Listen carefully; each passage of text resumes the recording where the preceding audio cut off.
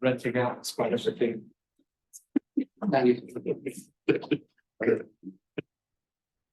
Tov, everyone.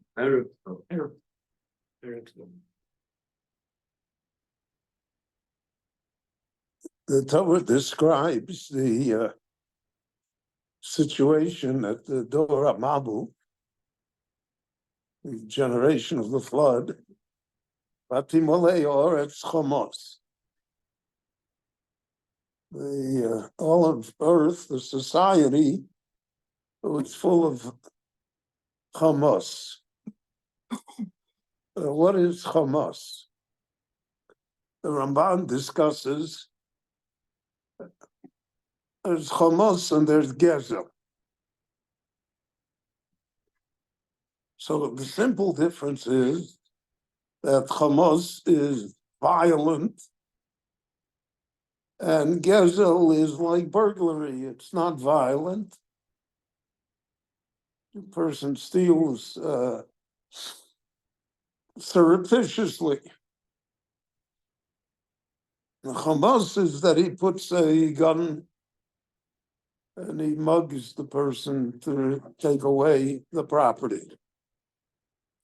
So both Chomos and Gezel refer to the fact that the person has no respect for the property of others. And therefore, he feels that he has a right to take it by whatever means whatsoever. There's a second interpretation of Chomos and Gezel.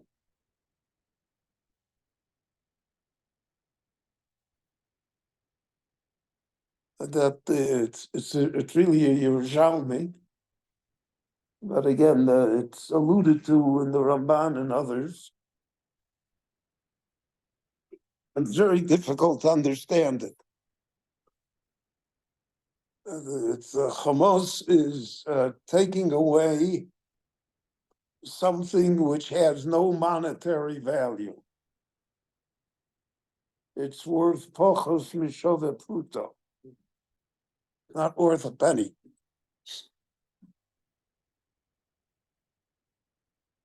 Now, we say one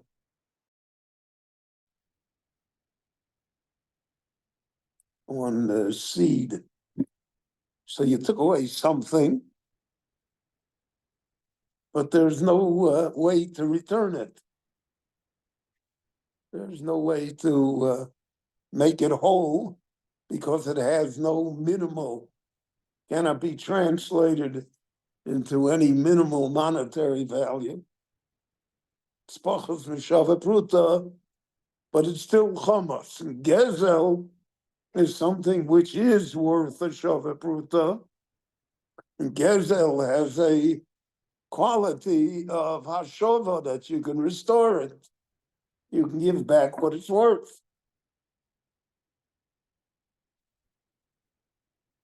So if we think about it, as I hope we do sometimes, what does the Gemara mean it's not worth Yeshava Pruta?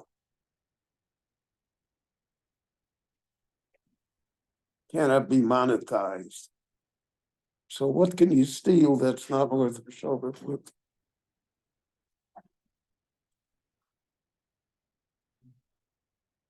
So in our world today, we have something which is called intellectual property, which is a fancy name for ideas. So let's say we're sitting together and you tell me a good idea for a drasha.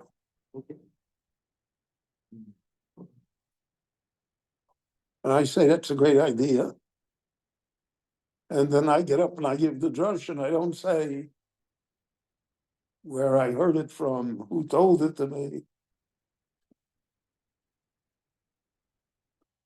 So that's what Chazal meant when they said that Kol Omer Dover B'Shem Omro Mevigula Lolo.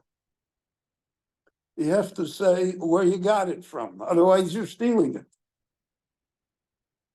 You're leaving the impression that somehow it's your idea.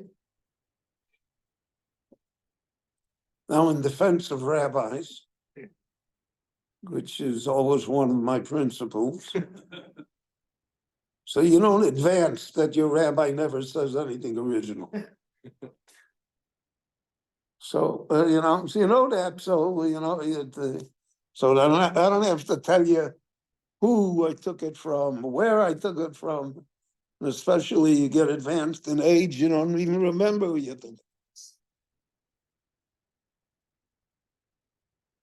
But the concept exists.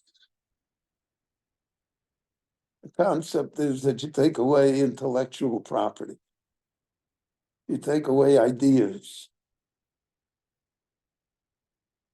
So if you steal if one steals a piece of paper on which there is the outline of an invention that somebody else, so the piece of paper is not worth a penny. They no shove pruta. But it's hummus because I stole the idea. And then the idea can turn out to be worth millions, but there's no way to quantify it. There's no way to put it into money.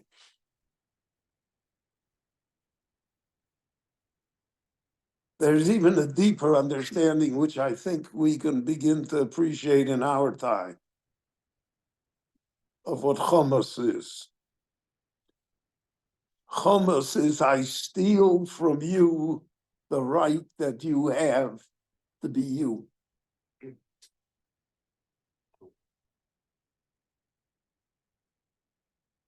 Every person has the right to be oneself.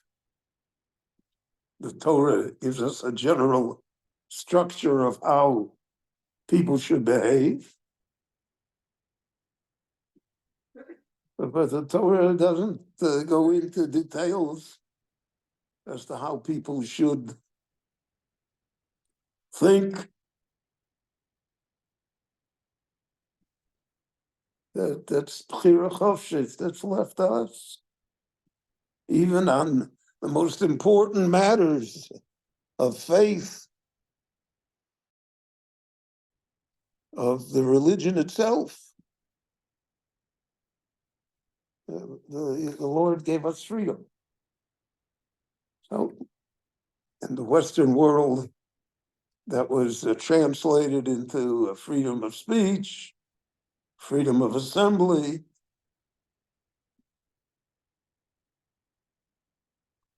But there arises always societies that steal that right away from the individual.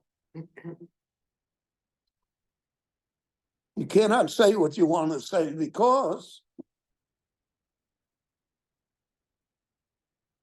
that's especially true, again, for religious leaders.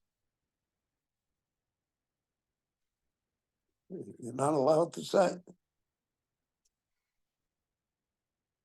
I remember, without being political, because I'm never political, but the first time that Trump ran for president in 2016, so he was invited. He invited, rather, a very well-known American Orthodox rabbi with whom he had a connection. His son-in-law, his Jewish son-in-law, they were members in that congregation, an Orthodox congregation. And he invited the rabbi to deliver the invocation at the Republican National Convention.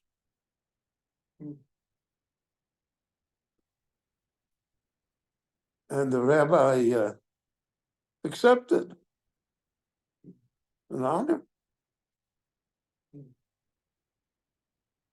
And then the board of the synagogue forced him to send a letter and saying he's not going to come. But that's hummus. They stole from him something which is not able to be monetized. There's no way to describe whether that's a shova pruta or not a shova pruta. And without going into the discussion whether he should have or whether he shouldn't have, and whether Trump is good or Trump is bad, without all of that, but they took away his right of decision, his right to do something, his freedom of choice. That's hummus. So the Forshim say, you see this later. The Dora Mabel was hummus and gezel. They stole items that were worth.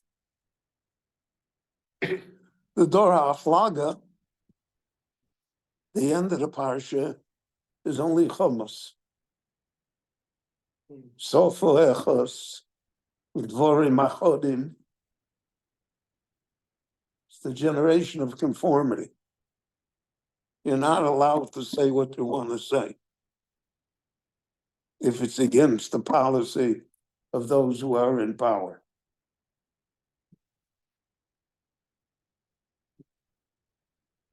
Avram Avinu was thrown into the furnace because he said that Avodah Zarah is ridiculous. He didn't commit a crime. He didn't do anything. He expressed an idea. You're not allowed to do that. Everything is. So when it says that the Yevonah Shalom mixed up all of the languages, it's not only talking about the Latin and Greek and Spanish and English, etc. He mixed up all the ideas. Things that are not with Puta, but that have great effect upon people. And in such a world, it's very difficult to be Avram Avinu. Lama nikra shmo Avram Ivri, mipnei shehu me'ever echad, v'chol ha'olam kulo me'ever hasheni. It's hard to be alone. It's hard not to conform. At the height of the demonstrations against our prime minister, a year ago, 2 years, it's been going on so long. It's like part of the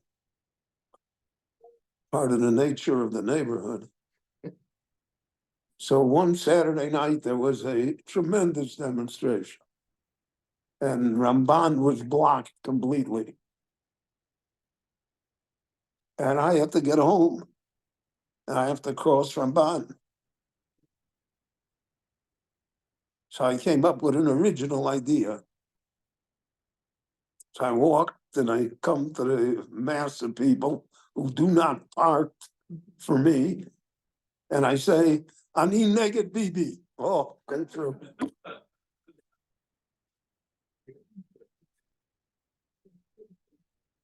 There's something wrong with such a society.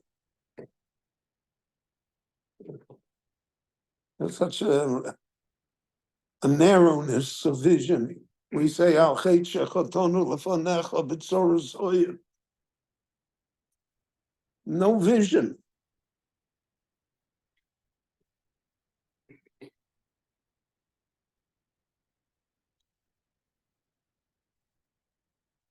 And one of his Rav told me in his later years when he could not see well, he said, I don't see, but I have visions. He said, I don't sleep, but I have dreams. Because that's the essence of the person. Is that called Adam? It's what we are. So Vatimolei Oretz Chomos.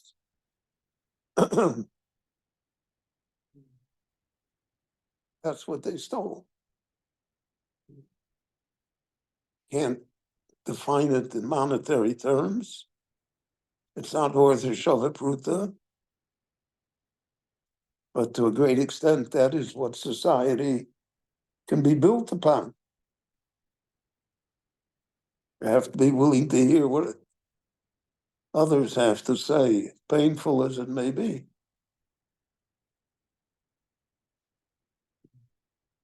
And that's pretty much a lesson for our times, how we see things. So naturally, we are all intimidated, one way or the other. But the concluding message of the Torah is that we don't want to live in a society of Hamas, by whatever definition. And that's something that we should bear in mind, even in our daily behavior. Rabbi Chananya ben Akashi Omer Ratzah HaKadosh Baruch Hu L'zakas Yisrael Leficha Chibur Lahem Torah Mitzvos Shene'emar Adonai Chavei Saman Tzidkoya V'Rodiah.